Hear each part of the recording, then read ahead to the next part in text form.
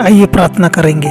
स्वर्ग और पृथ्वी का सृजनहार महान दयालु परम पवित्र पिता, इस मौका के लिए धन्यवाद देते हैं कि हम आपके पवित्र वचन को सीखने समझने जा रहे हैं। हमें बुद्धि ज्ञान दीजिए, यीशु मसीह के नाम से मांगते हैं, आमीन। जय मसीह के दोस्तों, बहुत दिनों के कड़े संघर्ष के बाद अल्पसंख्यक विश्वासियों ने तय कर लिया कि यदि पतित मंडली झूठा और मूर्ति पूजा करने से अपने को मुक्त नहीं करती है तो उनसे संबंध तोड़ लेना है। उन्होंने महसूस किया कि यदि उन्हें ईश्वर के वचनों के अनुसार चलना है तो अलग होना बहुत जरूरी है। उन्होंने इस प्रकार की गलतियों को सहन नहीं किया, क्योंकि इससे अपने और अपने भविष्य की संतानों पर बहुत बुरा प्रभाव पड़ने वाला था। शांति और एकता कायम करने के लिए हर समझौता को मानने के लिए तैयार थे व रास्ते की ईश्वर के सच्चे भक्त बनते। उन्हें यह भी मालूम हुआ कि शांति पाने के लिए यदि सिद्धांतों के साथ समझौता करेंगे तो बड़ा महंगा पड़ेगा। यदि एकता कायम हो तो सच्चाई और धार्मिकता के आधार पर ही होना है, चाहे लड़ाई या शत्रुता हो। ईश्वर के लोगों में यदि सत्य के सिद्धांतों को पालन किया जाता तो कलीसिया और जगत के लोगों के लिए क्या ही उत्तम बात होती। मसीहियों के विश्वास का जो खंभा था उसमें एक भ्रम में डालने वाली भिन्नता थी। राय या मतलब जड़ पकड़ती जा रही थी, यद्यपि कि ये प्रमुख बातों में नहीं आती थी। ये गलत विचार शैतान के एजेंटों के हाथ मजबूत कर रहे थे। ये झूठे सिद्धांत और घातक तथा भ्रामक विचार जिनके लिए विश्वासी पुरखों ने जाना की जोखिम उठाकर रक्षा की थी, उसी को इस समय के हजारों मसीही लोग पसंद कर मानने लगे थे। पूर्व काल के क्रिश्चियन सचमुच में विचित्र क्रिश्चियन थे। उनका निष्कलंक चरित्र और अडिग विश्वास सदा पापियों की शांति को भंग कर चेतावनी देती रहती थी। यद्यपि ये संख्या में कम थे, गरीब, लाचार और निम्न श्रेणी के लोगों की तरह रहकर भी उनका चरित्र और धर्म मानने का तरीका बुरे लोगों के लिए भय का कारण होता था। जैसे भक्तहीन कैन हाबिल के प्रति घृणा करता था, वैसा ही उस समय के नकली क्रिश्चियन सच्चे क्रिश्चियनों पर घृणा करते थे। इसी कारण से कैन ने हाबिल को मार डाला। ये लोग भी पवित्र आत्मा की बात को ना सुनकर ईश्वर के सच्चे भक्तों को मृत्यु का दंड देने लगे।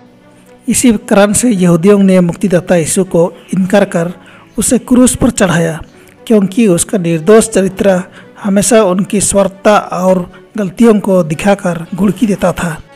यीशु के दिनों से आज तक विश्वासी चेलों ने पाप में जीने वालों को विरोध करने और ईर्ष्या करने के लिए उत्तेजित किया। तब यह कैसे कहा जा सकता है कि यीशु समाचार जगत में शांति लाता है? जब यशायाह नबी ने यीशु मसीह के जन्म के विषय भविष्यवाणी की तो उस वक्त उसकी पदवी में शांति के राजकुमार कहा था। जब स्वर्ग दूतों ने गड़ेरियों के बीच यीशु के जन्म की घोषणा कर बैतलहम के मैदान के ऊपर गीत गया, उसमें यह वाक्य था, सबसे ऊंचा स्थान पर ईश्वर का गुणगान और पृथ्वी पर मनुष्यों में कुशल और शांति हो। लूका 2:14। नबूवत की इस घोषणा में और यीशु के वचनों में थोड़ा अंतर सा दिखाई पड़ता है। मैं जगत में शांति लाने के लिए नहीं भेजा गया हूँ, परंतु तलवार चलाने के लिए। मत्ती 10:34। पर यदि इन्हें ठीक से समझा जाए तो दोनों एक दूसरे के पूरक हैं या घनिष्ठ संबंध रखते हैं। सुसमाचार शांति का संबंध है। मसीही धर्म को यदि पाकर अपनाया जाए तो यह एक ऐसा जरिया है जिसके द्वारा जगत में सुख, शांति और खुशी का माहौल बनाया जा सकता है। यीशु का धर्म घनिष्ठ भाईचारे में बंधेगा जो लोग इसकी शिक्षा को मानेंगे। यीशु का काम मनुष्यों को ईश्वर के साथ मेल मिलाप करना और एक दूसरे से भाईचारा का संबंध करवाना है। पर जगत के अधिकांश लोग शैतान के कब्जे में होकर ख्रीस्त के कट्टर दुश्मन बन गए थे। सुसमाचार जीवन जीने का अच्छा सिद्धांत को दिखाकर उनकी बुरी आदतों और इच्छाओं को ठुकराता था, जिस कारण वे उसके विरोधी बनकर उठे। पवित्रता का जीवन तो उनके पापों को दिखाता था और उन्हें अपराधी ठहराता था, इसलिए वे उन्हें घृणा कर सताते थे और जो उन्हें पवित्र जीवन जीने की सलाह देता था उसे मार डालना चाहते थे। इसी दृष्टिकोण से सुसमाचार जो सत्य का भेद बताने वाला भी है, पर लोगों के मन में उपद्रव और घृणा की भावना लाकर तलवार चलाने वाला भी कहा गया है। दुष्टों के हाथ से धर्मियों का सताया जाना एक रहस्यमय आयोजन है, पर जो विश्वास में कमज़ोर हैं उनके लिए तो यह एक बड़ी घबराहट का कारण है। ईश्वर लोगों के नीच विचारों को दुख देकर उठाना चाहता है। इस दौरान बहुत से लोग ईश्वर पर विश्वास करना ही छोड़ देते हैं, पर भले और धर्मी लोग शैतान की क्रूर शक्ति और अत्याचार से दुख पाकर चूर चूर हो जाते हैं। तब यह सवाल पूछा जाता है, क्या ईश्वर जो न्यायी और दयालु है वह असीम शक्ति भी रखता है? क्या वह इसे अन्याय और सताहट को सहने देता है, उसको नहीं रोक सकता है? यह एक ऐसा सवाल है जिसके विषय में कुछ नहीं करना है। ईश्वर ने अपनी दया का काफ़ी प्रमाण दिया है, इसलिए उसमें हमें संदेह नहीं करना है, क्योंकि हम उसके काम और आयोजन को समझ नहीं सकते हैं। त्राणकर्ता ने अपने चेलों के मन में संदेह उत्पन्न कर आने वाले दिनों में अधिकार और कठिनाइयों का सामना करना होगा उसे देखकर कहा, मैंने वचन तुमसे कहे हैं, उन्हें स्मरण करना। दास अपने स्वामी से बड़ा नहीं होता। जब उन्होंने मुझे सताया तो तुम्हें भी सताएंगे। यूहन्ना 15:20। यीशु ने अपने चेलों से भी अधिक दुख उठाया। ऐसा ही हमें भी दुष्टों के हाथों से दुख उठाना है, जिन्हें अत्याचार सहने और दुख उठाने के लिए बुलाया गया है। वही लोग यीशु के सच्चे अनुगामी हैं।